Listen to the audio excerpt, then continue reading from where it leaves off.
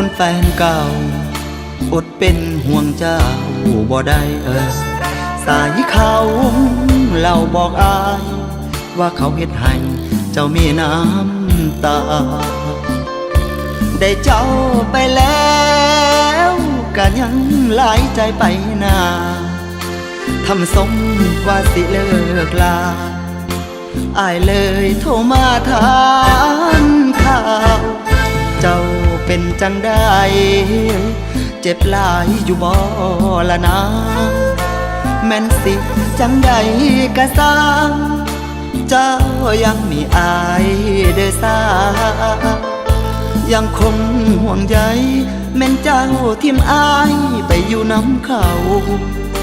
ถ้าเกิดยังขึ้นกับเจ้า